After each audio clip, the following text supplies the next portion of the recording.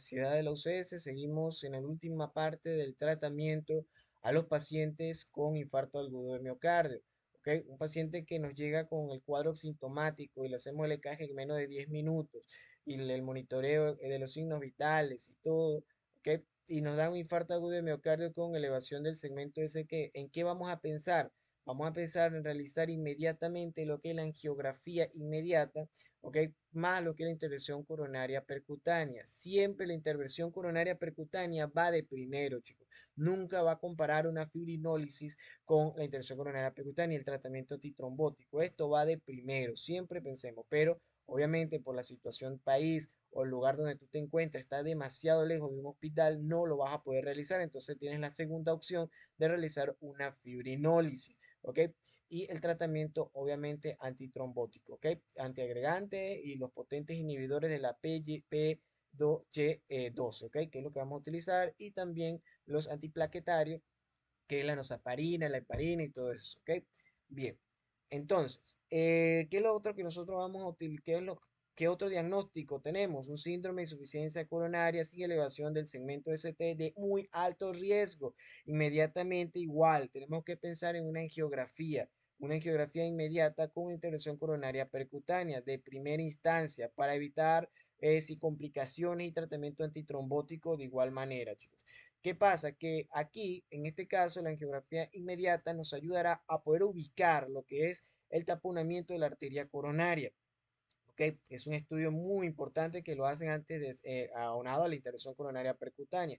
Bien, pero es lo primero que pensamos. Y ustedes dirán, bueno, ¿por qué de muy alto riesgo? Porque las alteraciones hemodinámicas, frecuencia cardíaca aumentada, fuentes respiratorias también, tenemos los signos vitales, ¿ok? Hemodinámicamente inestable, entonces el paciente, el dolor y todo eso, y las complicaciones, y esto nos puede llevar a eso, a pesar de que no tenga una elevación del segmento ST, o lo asociemos a una angina inestable aguda, ¿ok? Que la llamamos por una vasoespástica, ¿ok? Que es la vasoespástica, ¿de acuerdo?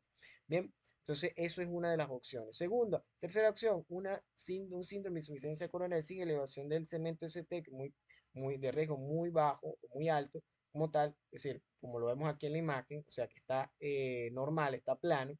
De igual manera, si tú lo ves así en el electrocardiograma, y a pesar que se hicieron los derivados los derivados precordiales y derechos y los posteriores, y no encontramos nada, entonces, pero tenemos el cuadro sintomático y las troponías cardíacas también, y el cuadro se complica. De igual manera, tenemos que pensar en una angiografía inmediata en menos de 24 horas con una intervención coronaria percutánea y obviamente el tratamiento que nosotros vamos a desglosar más adelante, ¿ok? Bien, el resto de los complementarios, bueno, ya nosotros lo vimos en los otros videos, imágenes no invasivas, las invasivas, pero más que todo las no invasivas, como la ecocardiografía, ¿ok? Angiografía inmediata, bien, es muy importante. El tratamiento posterior a ello, bueno, en la intervención coronaria percutánea se aplica lo que es el globo de Sten. O sea, eso hace que esa pared que está estenosada, ¿ok? Por las placas ateromatóxicas, ¿ok? De la coronaria se puedan distender y pueda fluir el riego sanguíneo. De igual manera tenemos la cirugía revascularización miocárdica, ¿ok? Y tenemos el tratamiento farmacológico a largo plazo que consta de 12 meses y después y el resto por un tiempo determinado también, después de esos 12 meses. Y tenemos los cambios en el estilo de vida. El paciente tiene que dejar lo que es el alto consumo de sodio, de grasas saturadas, obvio con eso, y los alimentos ricos en azúcares refinados, obviamente, y de abandonar el tabaquismo. Recuerde que el tabaquismo le da un 10% de que los pacientes puedan adquirir lo que es una miocardiopatía isquémica, ¿ok? Eso es muy importante. Recuerda que un antecedente de infarto agudo de miocardio me puede terminar produciendo una miocardiopatía isquémica, es decir, una disfunción miocárdica, ¿ok? Bien, bueno, vamos a la más importante. El paciente nos llega a los servicios de urgencia, que es lo primero que nosotros vamos a realizar. El paciente tiene una disminución del oxígeno. Tú le colocas el oxímetro, perdón, lo colocas y tiene una desaturación menor al 90%. ¿Qué vamos a hacer? Bueno, vamos a colocarle oxígeno al paciente, ¿ok? Oxígeno. Bien, no mayor al 90%. Si tiene el cuadro sintomático y mayor al 90%, un 94%, no le vamos a colocar oxígeno. Eso es de importarnos.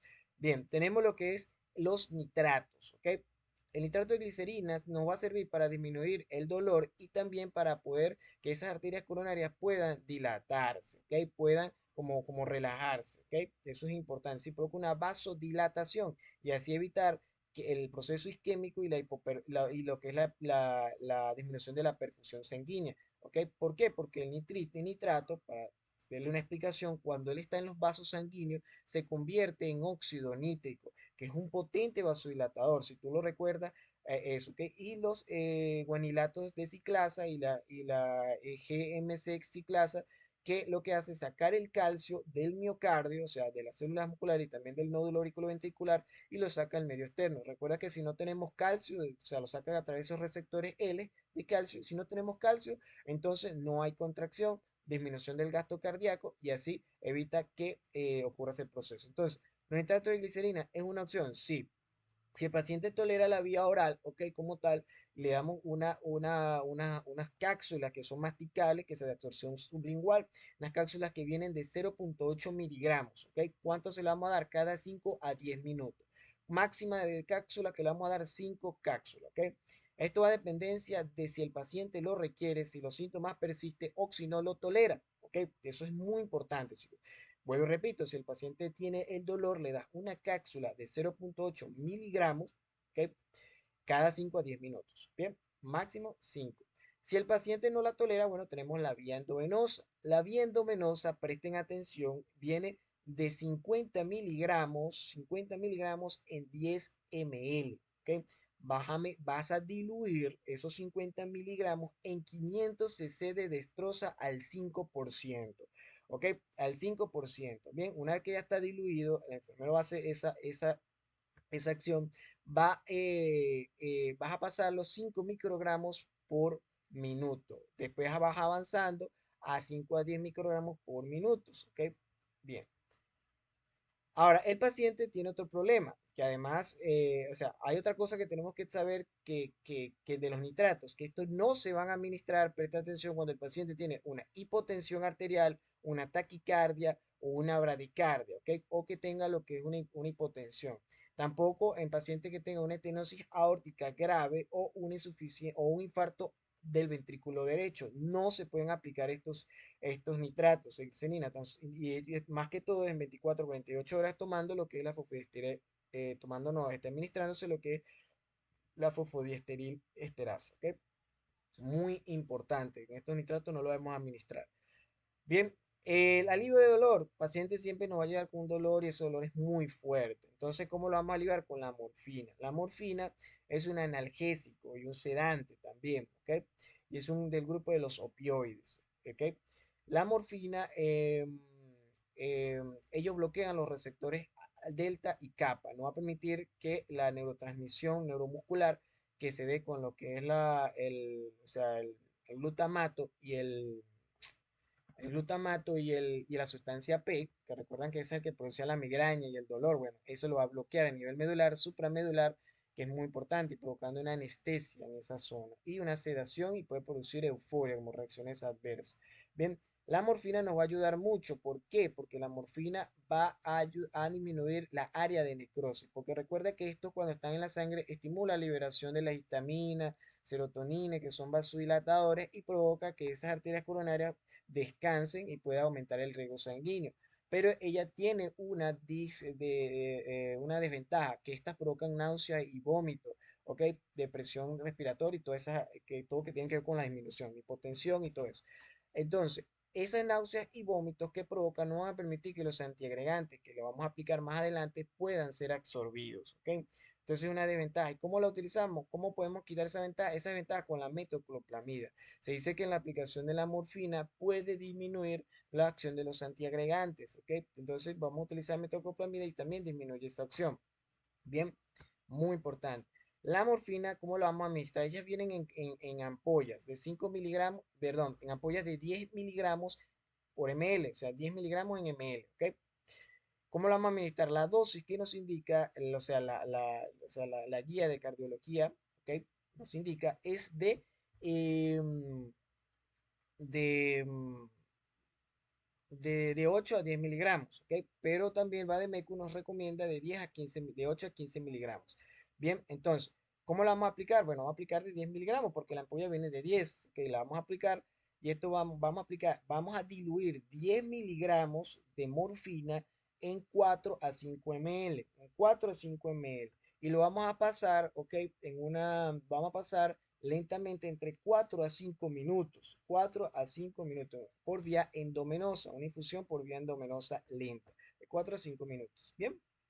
Entonces, eso, ¿y cada cuánto le vamos a dar? Cada 3 a 4 horas. De igual manera, incluso viene también en ampollas. Bien, es fácil. Diluimos en solución inyectable de 4 a 5 ml. 4 a 5 ml lo diluimos, los 10 miligramos.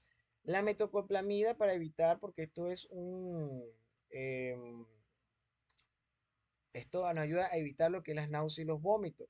¿Ok? Entonces, ¿qué pasa? La metoclopramida él evita que ocurra este proceso y su presentación viene de 10 sí, viene de 10 miligramos en 2 ml, ¿ok? Vienen en ampollas también de 10 miligramos en 2 ml. ¿Y cuál es su dosis que le vamos a dar? Le vamos a dar la metoclopramida, hoy tiene una dosis que es de 1 a 2 miligramos por kilogramo de peso. 1 a 2 miligramos, por ejemplo, yo peso, vamos a utilizar aquí la calculadora, bien. Aquí, por ejemplo, yo peso 55, supongamos, ¿verdad? 55 kilogramos por uno, obviamente, nos va a dar ¿cuánto? 55 miligramos. Entonces, yo le voy a dar 55 miligramos, ¿ok? 55 miligramos en 30 minutos. Lo voy a pasar y por vía endovenosa infusión en 30 minutos, ¿ok? ¿Cada cuánto? 2 a 3 horas. ¿Ves que la misma casi conlleva con la morfina, casi igual? ¿Bien? Entonces 55 miligramos y viene de 10. También la dosis de 2 miligramos por kilogramo de presión militar en 30 minutos.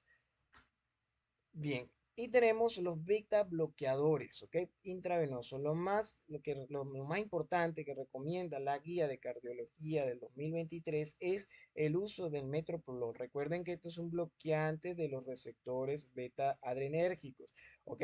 Que específicamente son los selectivos, que es el metoprolol. No se recomienda el atenolol y tampoco el nebivolol, solo el metoprolol. El metoprolol vienen en 5 miligramos en 5 ml. ¿Ok? La guía de Bademecum recomienda que se utilice 12 horas después de haber hecho el diagnóstico, la confirmación del infarto agudo de miocardio. ¿Ok? 12 horas después. En el cual vamos a pasar 3 bolos, o con esto, 3 bolos, es decir, en menos de un minuto, ¿ok? O sea, casi en menos de un minuto, eh, 3 bolos de 5 miligramos, aquí vamos a sacar, sí, completamente la ampolla, 5 miligramos, en 2 minutos. Es decir, no es que la vamos a hacer en un minuto, la vamos a pasar en 2 minutos, 3 bolos. ¿Ok? Una vez cumplidos los 15 minutos con el paciente, vamos a aplicar lo que es el metoprolol, pero en tableta. Va a ser dosis mínima de 50 miligramos, dosis mantenimiento de 50 miligramos. Si viene de 100, bueno, pica las tabletas por la mitad. 50 miligramos cada 6 horas por 2 días, ¿ok? En el paciente, por vía oral, obviamente, ¿ok? Por vía oral. Bien, esto es lo que nos recomienda en el caso del metoprolol. Bien, entonces, orientaciones puntuales, chicos. Primero, si diagnosticamos un infarto agudo de miocardio con elevación del segmento ST, ¿ok? Y estamos en un hospital, en un centro hospitalario donde está muy lejos la intervención coronaria percutánea y dura el camino más de 120 minutos, entonces no se recomienda la intervención coronaria percutánea, ya no. Tiene que ser en este tiempo, ¿ok? O menos de 90 minutos, ¿ok? Y si tenemos que evaluar el transporte, el tiempo de llamada, tenemos que evaluar el tiempo de atención, de diagnóstico, todo eso para saber que el tiempo que necesito para esa intervención quirúrgica es 120 minutos. Si no podemos, no podemos ir a ese centro como tal, como tal, entonces vamos a realizar la fibrinólisis, ¿ok? Que lo voy a explicar cómo lo vamos a hacer, qué vamos a realizar en la fibrinólisis. Y la fibrinólisis se recomienda en menos de 10 minutos. Ojo, esto es un proceso que tiene que ser rápido, ¿bien? Y eso es importante, chicos. Ahora bien, hay unas recomendaciones, sí, ¿cuáles son? Lo primero es que si los centros hospitalarios tienen que inmediatamente enviar al paciente a la intervención coronaria percutánea, evaluando si la distancia o no es menos de 120 minutos, ¿ok? O está muy lejos o si no existe cerca, ¿ok? Según la situación del país, eso dependerá del lugar donde esté. En Estados Unidos esto sí se cumple, estos criterios se tienen que cumplir, ¿ok? Sí lo cumplen, pero aquí en Barinas es difícil, pero bueno, donde nosotros estamos. Otra cosa es que los pacientes, que o sea, las personas que transporten a estos, o sea, las ambulancias, las personas tienen que estar muy capacitados en realizar un electrocardiograma, ¿ok? Para evaluar si hay un taponamiento completo de la arteria coronaria en tratamiento adecuado y tienen que tener un desfibrilador también y estar capacitados de hacer eso. Eso también es importante. Segundo, que la sala de intervención coronaria percutánea tienen que trabajar las 24/7, siempre tienen que hacerlo, ¿ok? Bien, y no tienen que pasar por UCI ni por ninguna de esas opciones, por la UCI ni nada de eso. Tienen que pasar directamente a la sala de intervención. Bien, entonces, seguimos.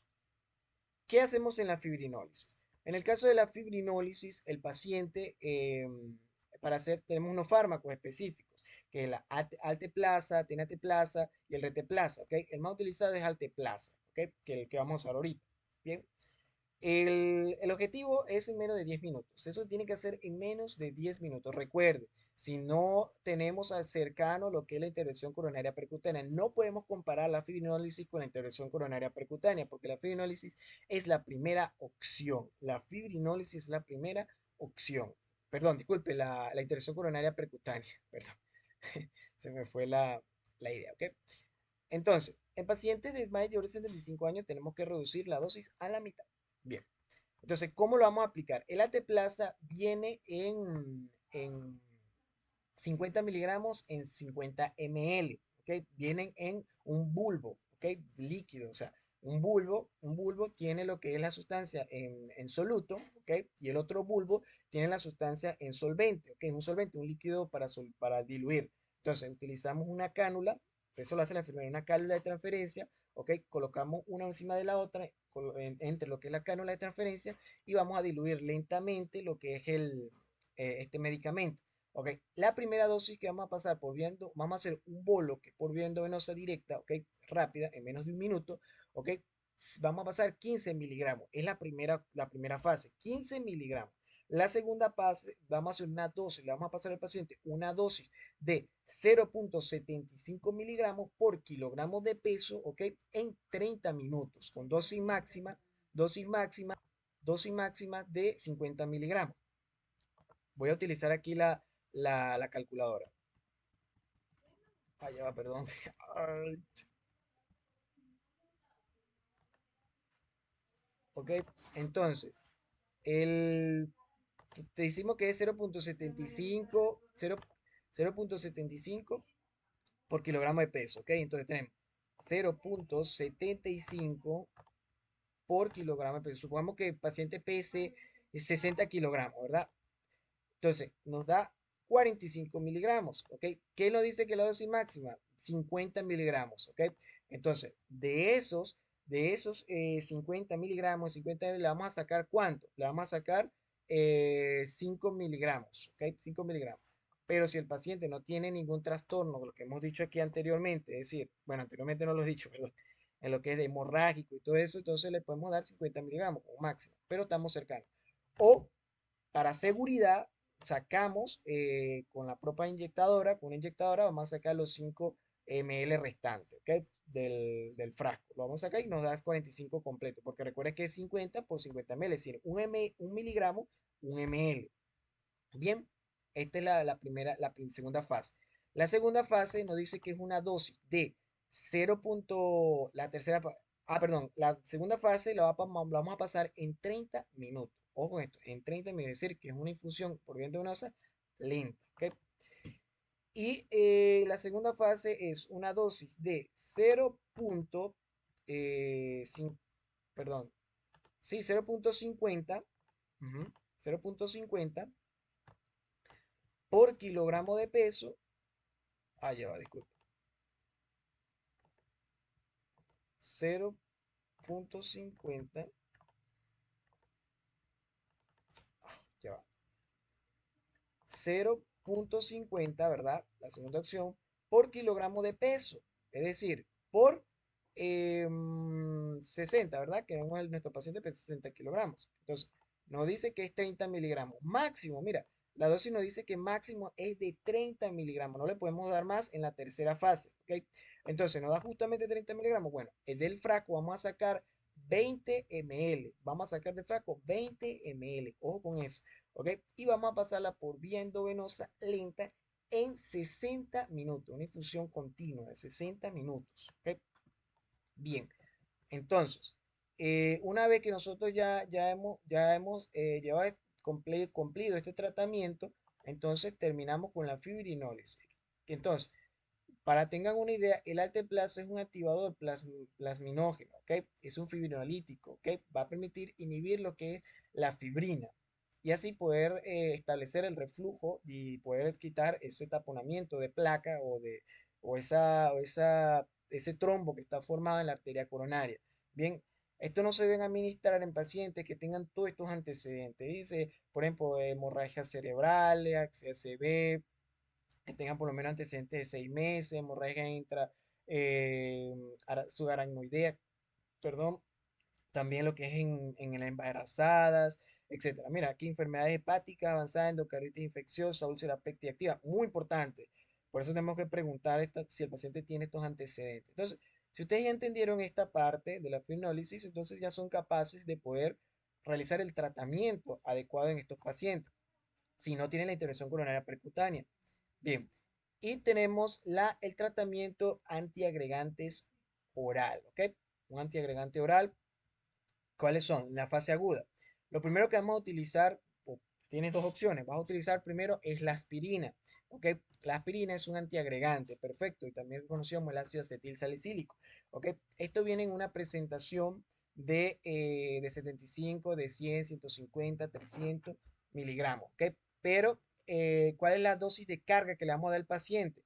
En la fase aguda le vamos a dar una dosis de carga de 150 a 300 miligramos, ¿ok? Pues dependencia de si el paciente tiene antecedentes de discrasia sanguínea, si no, o sea, no tenemos que evaluar todo eso. Entonces, y tenemos también una dosis de mantenimiento para el paciente. ¿Cuál es la dosis de mantenimiento? Es de 75 a 150 miligramos, dosis de mantenimiento, una sola vez al día. Entonces, le damos una tableta al día.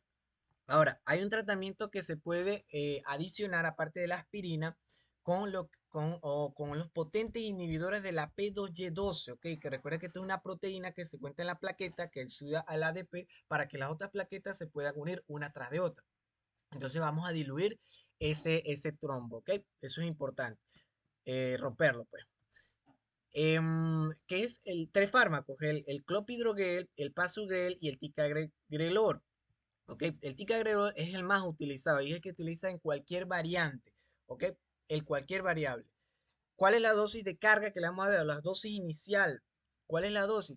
Le vamos a dar de 180 miligramos, ¿ok? Es decir, ya viene una presentación de 90 miligramos, le vamos a dar dos tabletas de carga, aunado a lo que es la aspirina. Bien, ¿ok? Entonces le damos dos tabletas para que sean 180 miligramos. Dosis de mantenimiento que le vamos a dar es de 90 miligramos, dos veces al día, ¿ok? En la dosis de mantenimiento. Así le va a dar o sea, cada 12 horas le va a dar una de 90 miligramos, una sola tableta. Bien, y así se dará el ticagrelor, ¿ok? Modifica la dosis en los pacientes que tienen enfermedad cardiorrespiratoria. Bien, el Coplidoger. ¿Cuándo utilizamos el Coplidoger? El Coplidoger lo vamos a utilizar si vamos a la farmacia y no encontramos ticagrelor ni prasugrel, bueno, podemos utilizar el Coplidoger. Pero el Coplidoger normalmente está utilizado en los pacientes mayores de 70 años, ¿ok? La dosis de él, en este caso, viene 300, dosis de carga, perdón, la inicial, le vamos a dar 300 a 600 miligramos. 300 a 600 miligramos. Eso dependerá también de de los tiempos de coagulación y todo eso, que lo voy a decir más adelante. Entonces, la dosis de mantenimiento va a ser va a ser una sola vez al día de 75 miligramos. Pues también vienen estas presentaciones, bien, de clopidogrel. El Clopidogrel, bueno, es la segunda opción que tenemos. El Prasugrel, este solamente lo vamos a utilizar en los pacientes que tienen que ir a la intervención coronaria percutánea. ¿Ok? El Prasugrel viene de una dosis de carga de 60 miligramos. Dosis de carga de 60 miligramos. Y dosis de mantenimiento en los pacientes menores a 60 kilogramos le vamos a dar una de 5 miligramos, una tableta de 5 miligramos. Bien, igual a los mayores de 70 años, el prasugrel. Bien, entonces, ¿qué es lo que tenemos que saber al aplicar esto? Primero, determinar si el paciente tiene antecedentes de trastornos de la coagulación, tiene discrasia, preguntar toda la clínica si el paciente tiene hematemesis, epistasis o ha tenido, etcétera. Todo tipo de sangrado nosotros tenemos que preguntar porque tenemos que evaluar la dosis en dosis mínima, ¿ok? De carga, dosis mínima de carga. Entonces, eso es importante. Bien, entonces, ¿cuál es la primera opción? Aspirina, ¿podemos usarla sola? Sí. O la mejor la podemos utilizar combinada. La mejor recomendación es combinada con el ticagrelor. Bien, perfecto. Ahora, nos falta un fármaco que tenemos que mezclar. Perdón, mezclar no, tenemos que adicionarle a eso, que son los fármacos anticoagulantes, que es la heparina y la enoxaparina. El recomendable es la enoxaparina. ¿Por qué? Porque bloquea lo que es los factores 10, que es el Stuart, y el factor 2 de la coagulación. Él lo va a bloquear. Entonces, si yo bloqueo la 10, bloqueo la vía intrínseca, ¿ok? Y bloqueo el 2, ¿ok? Bloqueo la vía común. Bien, entonces, nos ayuda en esas dos fases. Entonces, la enoxaparina se administra por vía endovenosa como tal, endovenosa no, perdón, por vía subcutánea, porque viene en inyectadora, de 40 miligramos en 0,40 ml, ¿ok? Vienen inyectadoras pequeñas. Y esta se administra por vía subcutánea.